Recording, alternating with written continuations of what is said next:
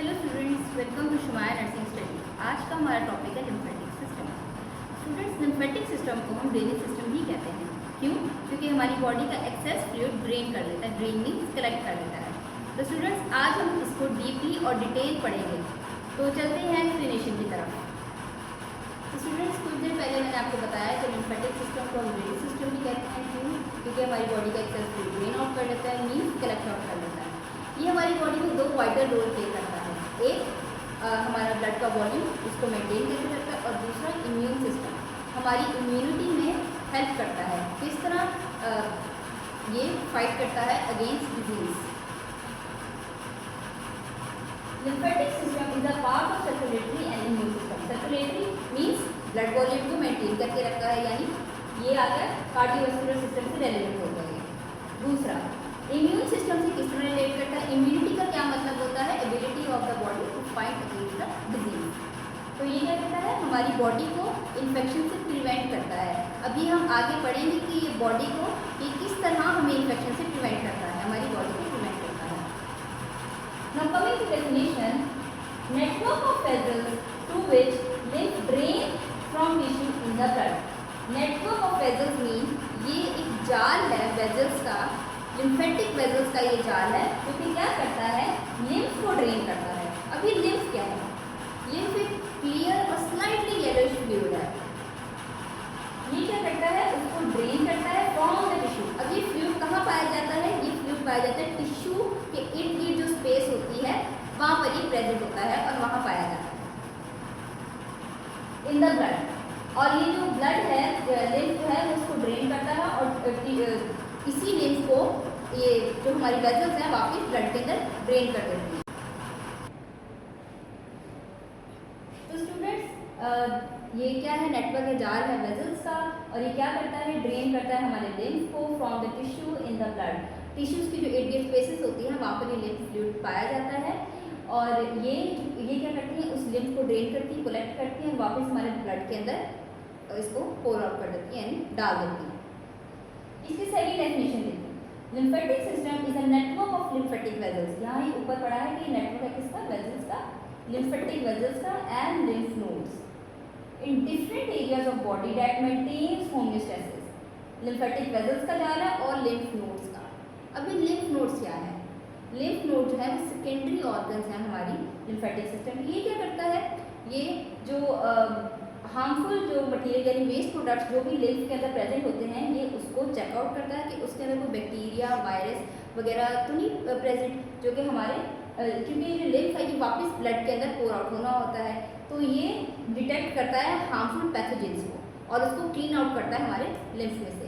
तो lymph nodes का यहाँ पर ये वर्क है in the different areas of the body. और ये लिम्फ नोड्स डिफरेंट हमारी बॉडी के एरिया में प्रेजेंट होते हैं। That maintains homeostasis. अब ये होम्योस्टेसिस को किस तरह मेंटेन करते हैं? जैसा कि मैंने आपको बताया कि सर्कुलेटरी सिस्टम में ये हमारे ब्लड वॉल्यूम को मेंटेन करके रखते हैं। अब ये जो लिम्फ है ना, ये एक्सेस फ्लूइड है हमारी बॉडी का, मतलब ये जो ये फ्लूइड है ये अब टिश्यू स्पेसेस के अंदर कलेक्ट हो जाएगा। अब अगर ये फ्लूइड हमारी जो वेसल्स हैं अगर ये ड्रेन ना करें, ना कलेक्ट ना करें, तो ये वहीं पर रिटेन रहेगी, एडीमा और स्वेलिंग कॉज कर देगी। दूसरी चीज़, कमिंग टू होम्योस्टेसिस, कि हमारा जो ब्लड वॉल्यूम है वो गिर जाएगा, फॉल कर जाएगा, ब्लड प्रेशर भी हमारा फॉल हो जाएगा, जिसकी वजह से हमारी जो किडनी है वो क्या करेगी? वाटर को रिटेन करेगी, हमें थर्स्ट ज़्यादा फील होगी, जिसकी वजह से हमारा जो होम्योस्टेसिस है, होम्योस्टेसिस का मतलब ही क्या है? इंटरनल जो बॉडी इन्वायरमेंट है वो मेंटेन रहे। अब हमारा जो ब्लड फ्लूइड का वॉल्यूम है वही गिर जाएगा, तो हमारा होम्योस्टेसिस मेंटेन नहीं रहेगा, हमारा इंटरनल बॉडी टेम्परेचर मतलब जो हमारा इंटरनल बॉडी इन्वायरमेंट है वो मेंटेन नहीं रह पाएगा, जिसकी वजह से होम्योस्टेसिस हमारा डिस्टर्ब हो जाएगा। As well as immunity of our body. Homeostasis को मेंटेन करता है, इम्यूनिटी मैंने आपको बता दी है कि जो लिम्फ नोड्स है वो क्या करते हैं? लिम्फ नोड्स क्या करते हैं? वो डिटेक्ट करते हैं पैथोजेंस, हार्मफुल पैथोजेंस को, और ये रिलेटेड टू इम्यूनिटी है, यानी इम्यूनिटी हमें प्रिवेंट करते हैं इन्फेक्शन से, यानी इम्यूनिटी में इसका ये वर्क होगा। इसकी थर्ड डेफिनेशन देखें, the system is responsible for the transport and returning of material from tissue. ये सिस्टम रिस्पॉन्सिबल है क्या करने में? ट्रांसपोर्ट, मटेरियल को ट्रांसपोर्ट, यानी जो भी उस लिम्फ के अंदर चीज़ें प्रेजेंट है, लाइक न्यूट्रिएंट्स जो प्रेजेंट हैं और भी सपोज प्रोटीन्स, न्यूट्रिएंट्स, जो भी चीज़ें हमारे ब्लड में वापस आने की ज़रूरत है, ये उस चीज़ को ट्रांसपोर्ट करता है। और जो मटेरियल प्रेजेंट है लिम्फ के अंदर, from the tissue of the body to the blood और from the blood to the tissue of the body, यानी जो हमारे टिश्यूज में जो फ्लूइड प्रेजेंट है लिम्फ, ये क्या करता है, उसको वापस रिटर्न करता है हमारे ब्लड के अंदर, of the body to the blood और from the blood to the tissues of the body. और क्या करता है, जो हमारे ब्लड के अंदर मटेरियल प्रेजेंट है, यानी प्रोटीन्स प्रेजेंट है, हमारे अमाइनो एसिड्स प्रेजेंट है, ऑक्सीजन प्रेजेंट है, ये हमारे सेल तक जो हमारे सेल को है वो चीज़ें न्यूट्रिएंट्स वगैरह प्रोवाइड करती हैं।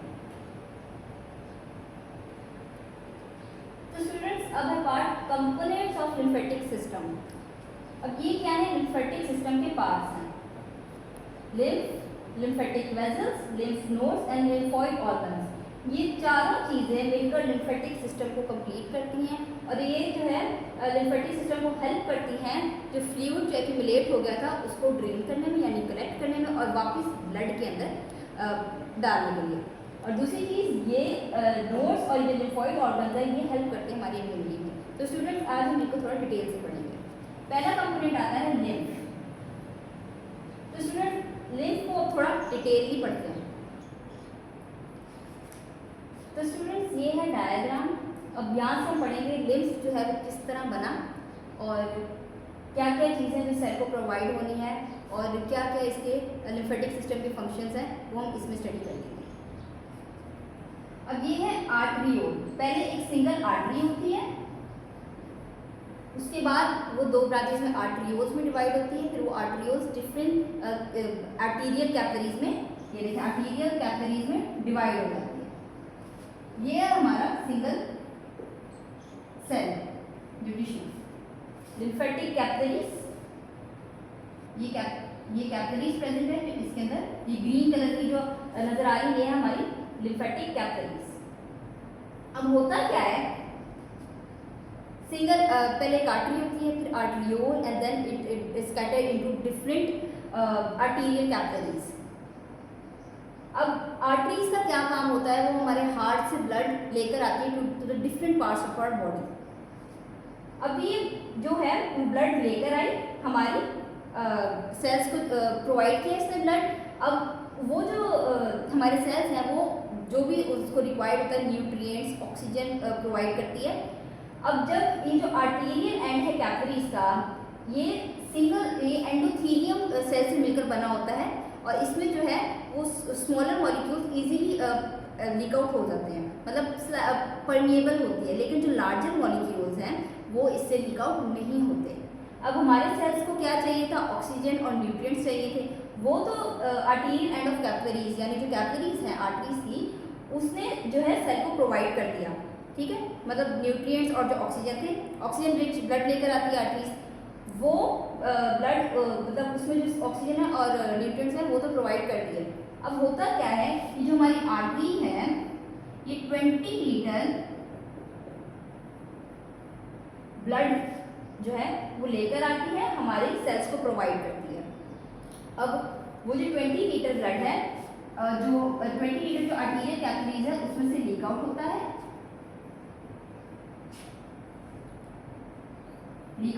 और ये जो है वो सेल्स को प्रोवाइड करता है, जिसमें से ऑक्सीजन और न्यूट्रिएंट्स जो सेल को चाहिए होते हैं वो ले लेते हैं उस ब्लड में से।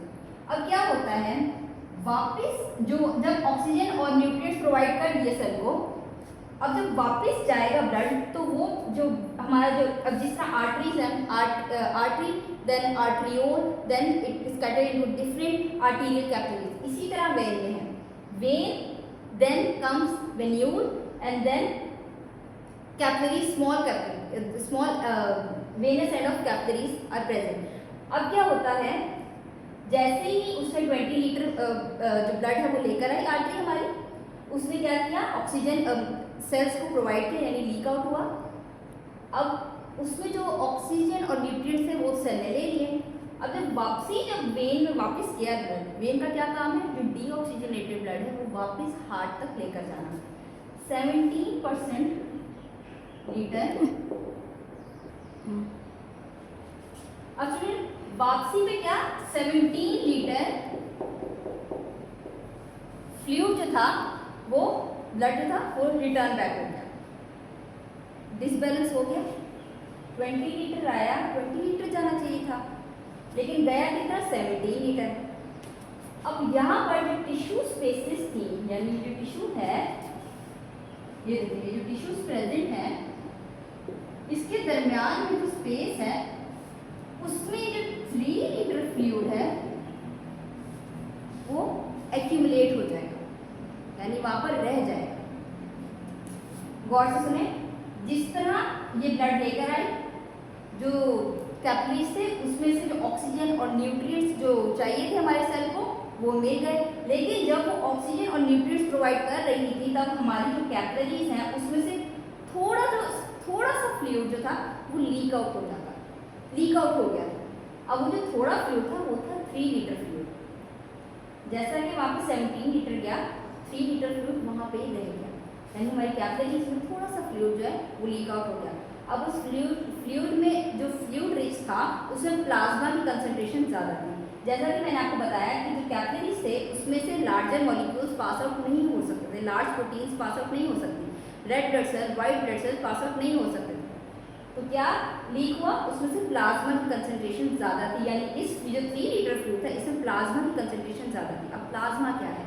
प्लाज्मा एक लिक्विड फ्लूइड है जो कि 55% हमारा जो ब्लड वॉल्यूम है उस प्लाज्मा की वजह से ही 55% ऑफ हमारा ब्लड वॉल्यूम अकर करता है, यानी जो प्लाज्मा है उसकी कंस्टिट्यूशन 55% ज़्यादा है, मतलब प्रेजेंट है 55 आप कह सकते हैं।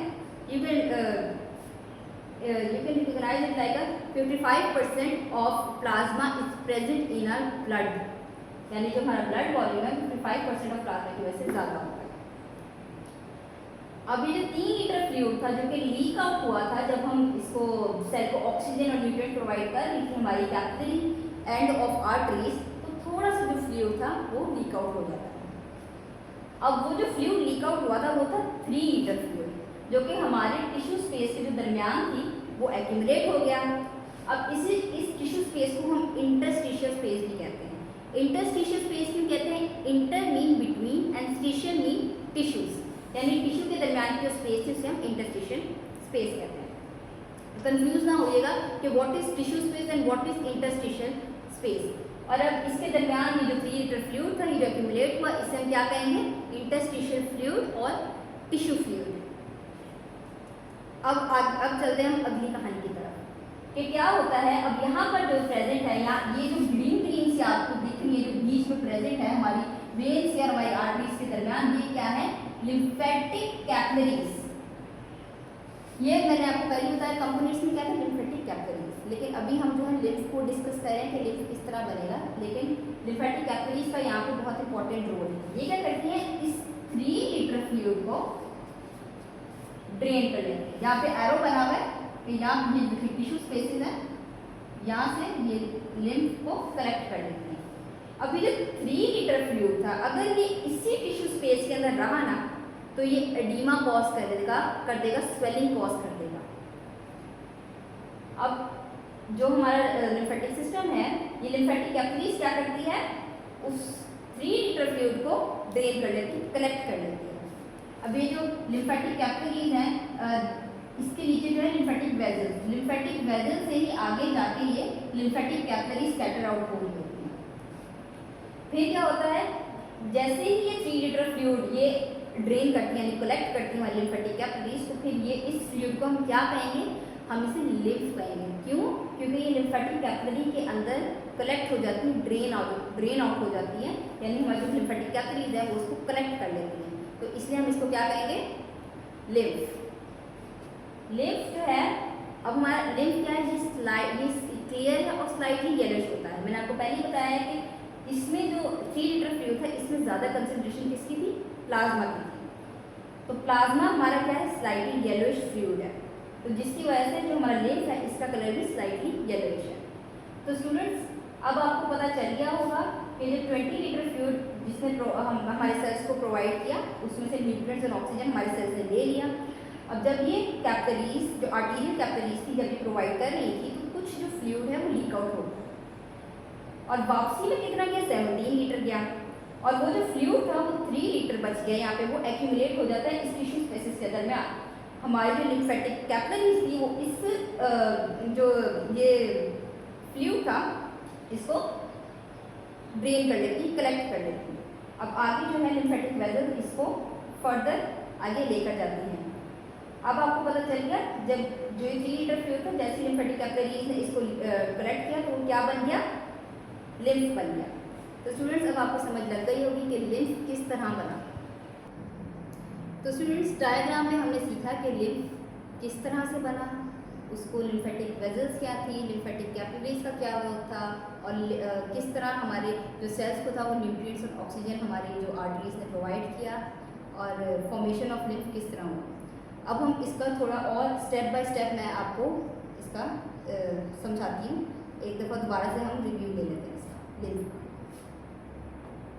डेफिनेशन, लिम्फ इज ट्रांसपेरेंट और स्लाइटली येलोइश फ्लूइड। मैंने आपको पहली डायग्राम में बताया कि स्लाइटली येलोइश क्यों था, क्योंकि प्लाज्मा की कंसंट्रेशन ज़्यादा थी। दैट रिजेंबल ब्लड प्लाज्मा, जो रिजेंबल किसको करता है, ब्लड प्लाज्मा को, but has lower protein content, लेकिन इसमें प्रोटीन का कंटेंट लो होता है। मैंने आपको पहले बताया था कि कुछ जो था वो फ्लूइड लीक कर गया था, और वो जो फ्लूइड लीक कर गया था उसमें मतलब हमारी जो कैपिलरीज थी वो मतलब एंडोथीलियम सेल की बनी तो ज़रूर थी, लेकिन उसमें से लार्जर मॉलिक्यूल्स पास अप नहीं हो पाए थे।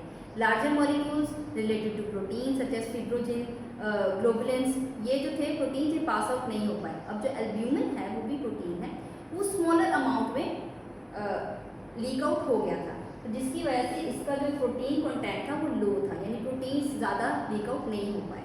लीक क्या क्या हुआ था, ऑक्सीजन लीक हुआ था, न्यूट्रिएंट्स, अमाइनो एसिड्स जो कि हमारे सेल्स के लिए इम्पॉर्टेंट थे वो हमारे सेल्स को चाहिए थे, तो वो लीक आउट हो गए थे। और ज़्यादा कंसंट्रेशन किसकी थी, प्लाज्मा की थी। अब ये जो लिम्फ है, अब आपको पता है कि वो जो फ्लूइड जब एक्यूमुलेट हो गया था, अब हमारा जो सेल्स हैं उसमें से भी कुछ जो थे like waste material like urea वगैरह वो प्रेजेंट थे, जो कि लिम्फ के अंदर मतलब आ गए थे। जो सेल है उसको हमने न्यूट्रिएंट्स वगैरह प्रोवाइड ज़रूर किया था, लेकिन कुछ जो चीज़ें थी लाइक सेल डिब्रिस वगैरह, यूरिया वगैरह, जो कि सेल ने रिटर्न बैक करना था, यानी कार्बन डाइऑक्साइड। अब एनर्जी के लिए चीज़ें जो थी वो तो हमने दे दी थी, लेकिन सेल ने जो रिटर्न बैक करना था, यानी उसके पास कुछ सेल डिब्रिस मतलब डिब्रिस भी तो होना था ना, like waste products, urea and carbon dioxide, जो कि इस फ्लूइड में आके ऐड आउट हो जाते हैं। अब क्या होता है, इस लिम्फ के अंदर वेस्ट प्रोडक्ट भी होता है, कार्बन डाइऑक्साइड भी होती है। वेस्ट प्रोडक्ट में यूरिया हो गए, अमाइनो एसिड्स हो गए, कुछ प्रोटीन्स थे जो कि वापस ब्लड में जाना ज़रूरी थे। ठीक है, तो अब आपको पता चल गया कि लिम्फ में क्या क्या चीज़ें प्रेजेंट थी, amino acids, cell debris mean urea and carbon dioxide, और कुछ प्रोटीन्स वगैरह जो कि ब्लड के अंदर जाना ज़्यादा ज़रूरी है। अब इसको स्टेप वाइज एक दफ़ा देखने की आपको और ज़्यादा क्लियर कर देगा। Formation of lymph, first blood flows through the capillaries, blood flow करता है क्या, कैपिलरीज में, आर्टीरियल कैपिलरीज में से, which are so thin that some of the fluid leak out.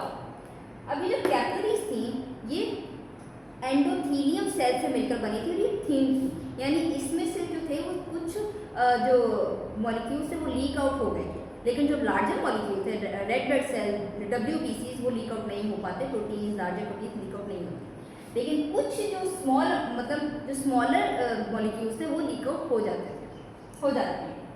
Second, this leak fluid called interstitial fluid, ये मैंने आपको पहले ही बताया है कि इंटरस्टिशियल फ्लूइड क्या है। इंटरस्टिशियल फ्लूइड मीन्स, इंटर का क्या मतलब है, बिटवीन, एंड स्टिशियल मीन्स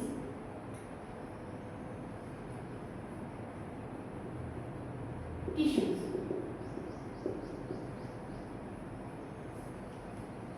क्या हुआ, ब्लड फ्लोज करता है हमारी कैपिलरीज में से, और कैपिलरीज थोड़ी थिन होती है, यानी एंडोथेलियम सेल से मिलकर बनी होती है कि इसमें से स्मॉलर मॉलिक्यूल्स लीक आउट हो जाते हैं, लार्जर मॉलिक्यूल्स अंदर ही रहते हैं।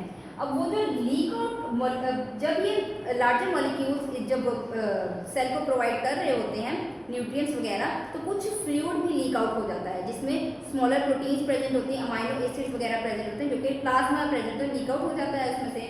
जब जो कैपिलरीज है हमारे सेल को ऑक्सीजन न्यूट्रिएंट प्रोवाइड कर रही है। Now coming to the second step, अब ये जो लीक फ्लूइड था इसे हम क्या कहते हैं, interstitial fluid. Inter mean between and stitial mean tissues surround the cells, यानी सेल के यानी जो इर्द गिर्द जो स्पेसेस थी उसके दरमियान ये फ्लूइड प्रेजेंट एक्यूमुलेट हो जाता है, supplying them with oxygen and nutrients. अब ये आपको मैंने पहले बताया ये कब होता है, जब हम सेल को न्यूट्रिएंट्स एंड ऑक्सीजन सप्लाई कर रहे होते हैं, तभी ये फ्लूइड लीक कर जाता है, यानी थोड़ा सा फ्लूइड है वो लीक हो जाता है हमारी कैपिलरीज में से। अब उसी फ्लूइड को हम लिम्फ कहते हैं।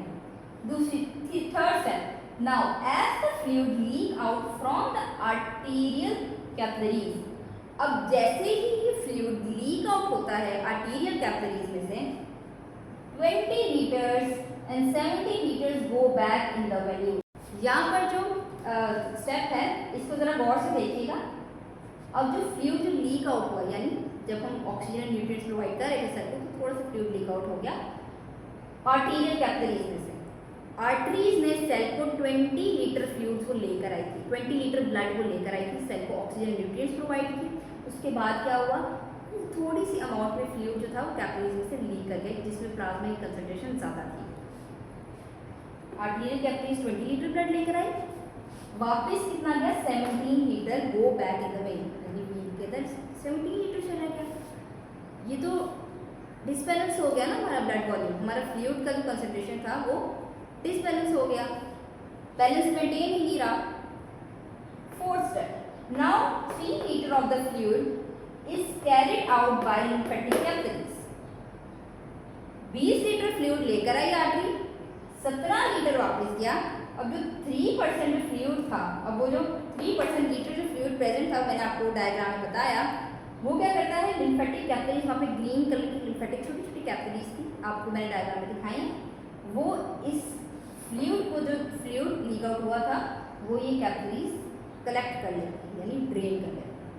अब जैसे ही वो लिम्फेटिक कैपिलरीज ने उसको कलेक्ट किया, नाउ व्हेन दिस फ्लूइड और interstitial fluid is carried out by lymphatic capillaries, it become lymph. मैंने आपको पहले ही बताया कि जैसे ही ये जो 3 लीटर फ्लूइड था, 20 लीटर्स आर्टरीज जो थी वो लेकर आई फ्लूइड, सेल को न्यूट्रिएंट्स एंड ऑक्सीजन प्रोवाइड किया, वापस गया 17 लीटर फ्लूइड वापस चला गया हमारी वेन के अंदर। हमारा जो ब्लड वॉल्यूम था उसका बैलेंस मेंटेन नहीं रहा, 3 लीटर फ्लूइड उसी टिश्यू स्पेस के अंदर एक्यूमुलेट हो गया। अब वहाँ पर हमारी लिम्फेटिक कैपिलरीज प्रेजेंट थी, उन्होंने क्या किया, इस 3 लीटर फ्लूइड को कलेक्ट कर लिया, यानी कैरी, उसको कैरी कर लिया। अब जैसे ही उसको कैरी किया तो लिम्फेटिक कैपिलरीज ने इसको कैरी किया, तो वो क्या बन गया, वो जो फ्लूइड प्रेजेंट था उससे वो क्या बन गया, लिम्फ बन गया, उसे हम क्या कहेंगे, लिम्फ। तो स्टूडेंट्स, अगर आपको मेरा आज का लेक्चर समझ आया, अगर आपको मेरी वीडियो अच्छी लगी तो मेरे चैनल को लाइक एंड सब्सक्राइब ज़रूर कीजिएगा। और अगर आपको आज के टॉपिक में कोई भी क्वेश्चन, कोई भी चीज़ समझ ना आए, कोई भी क्वेश्चन हो, तो आप कमेंट बॉक्स में लिखते हैं, आपको उसका आंसर मिल जाएगा। Thank you.